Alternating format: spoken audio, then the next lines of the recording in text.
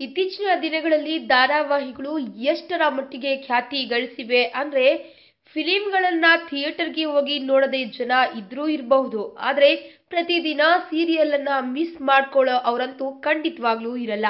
ಅಷ್ಟರ ಮಟ್ಟಿಗೆ ಧಾರಾವಾಹಿಗಳು ಇದೀಗ ಮನೆ ಮಂದಿಗೆಲ್ಲ ನೆಚ್ಚಿನ ಮನರಂಜನಾ ಕಾರ್ಯಕ್ರಮಗಳಾಗ್ಬಿಟ್ಟಿವೆ. ಇನ್ನ ಹೀಗಿರುವಾಗ ಅಕ್ಕ ಸೀರಿಯಲ್ ಖ್ಯಾತಿಯ ಅನುಪಮ ಅವರಿಗೆ ಪಬ್ಲಿಕ್ ನಲ್ಲಿ ಒಬ್ರು ಕಪಾಳ ಮೋಕ್ಷವನ್ನ ಮಾಡಿದ್ದಾರೆ. ಇಷ್ಟಕ್ಕೂ ಯಾಕೆ ಹೀಗಾಯ್ತು ಅಂತ ಕೇಳ್ತೀರಾ? ಹೇಳ್ತೀವಿ ಕೇಳಿ. ಒಮ್ಮೆ ಮೈಸೂರಿನ ಒಂದು ಕಾರ್ಯಕ್ರಮಕ್ಕೆ ಅನುಪಮ ಅವರು ಹೋಗಿದ್ರಂತೆ. ಅಲ್ಲಿ ಒಬ್ಬ ಮಹಿಳೆ ಬಂದು ನೇರವಾಗಿ ಅನುಪಮ ಅವರಿಗೆ ಕಪಾಳಕ್ಕೆ ಒಂದು ಬಿಟ್ಟು ಹಿಗ್ಗ ಮುಗ್ಗ ತಿಳಿಸಿದ್ದಾರೆ. ಅಷ್ಟೇ ಅಲ್ಲದೆ ಸುಪ್ರಭಾತಗಳನ್ನ ಹಾಡಿದ್ದಾರಂತೆ. ಇದು ಯಾಕೆ ಅಂತ ಕೇಳಿದಾಗ ನಿಮ್ಗೆ ಶಾಕ್ ಆಗಬಹುದು. ಅದಕ್ಕೆ ಉತ್ತರ ಹೇಳ್ತೀವಿ ಕೇಳಿ.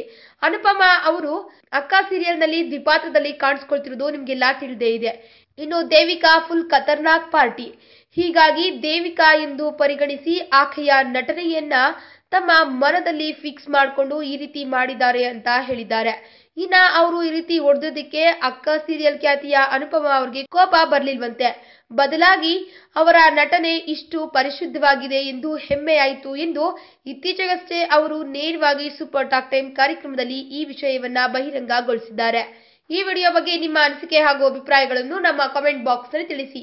ಈ ವಿಡಿಯೋನ ಲೈಕ್ ಮಾಡಿ, ಶೇರ್ ಮಾಡಿ ಹಾಗೂ ಮತ್ತಷ್ಟು ಸ್ಯಾಂಡಲ್ವುಡ್ ಅಪ್ಡೇಟ್ಸ್ಗಾಗಿ ತಪ್ಪದೇ ನಮ್ಮ ಯೂಟ್ಯೂಬ್ ಚಾನಲ್ ಅನ್ನು ಸಬ್ಸ್ಕ್ರೈಬ್ ಮಾಡಿ.